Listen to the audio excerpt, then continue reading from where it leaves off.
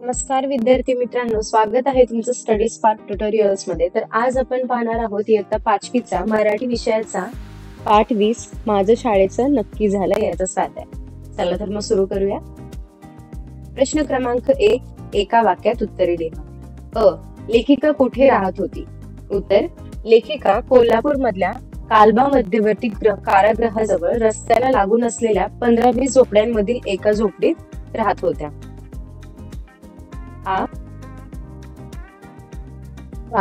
झोपडीत नेहमी कुबट वास का यायची?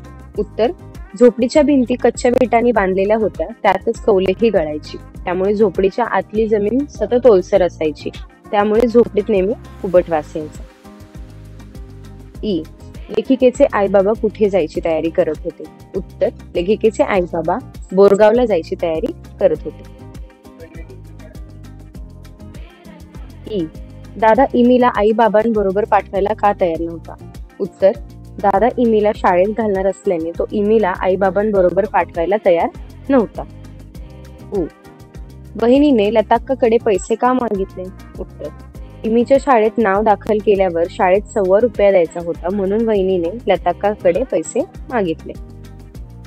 का हा शब्द खोडून टाका। प्रश्न क्रमांक 2, कोण कोणास म्हणाले ते लिहा। किती दिवस इथं बसून खायचं? उत्तर, असे आई अशोक दादाला म्हणाली। चांगलं शिकलं तर कुठं तर नोकरी करील।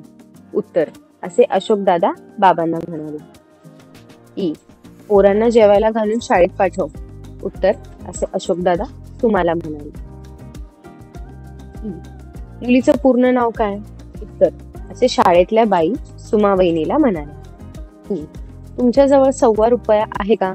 उत्तर, असे सुमा वहिनी लताक्काला म्हणाली।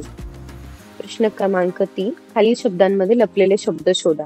उदाहरणार्थ, समजा आपल्याकडे झोपायला हा शब्द आहे, तर त्याच्यामध्ये आपल्याला कोणते कोणते शब्द दिसत आहेत? झोपा, पाय, पाला, झोला। अशा प्रकारे आपल्याला पुढचे शब्द सांगायचे। 1, आजकाल, यामध्ये कोणते शब्द आहेत? आज आणि काल। 2, घालताना। उत्तर, घाल, लता, ताल आणि नाल। 3, माझ्या जवळ। उत्तर, माझ्या जवळ, माझ, माळ, माव, जमा, मावळ। 4, आठवण। उत्तर, आठ, आव, आण आणि आठव।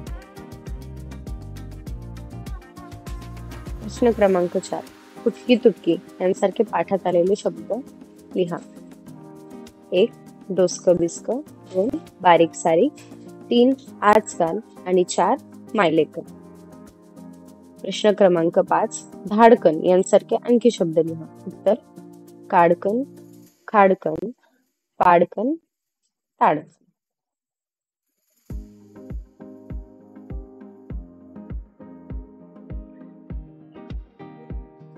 अशा प्रकारे आपण हा स्वाध्याय पूर्ण केलेला आहे। जर तुम्हाला व्हिडिओ आवडला असेल तर लाईक, कमेंट आणि शेअर करा आणि चॅनलला सबस्क्राईब करा। थँक्यू।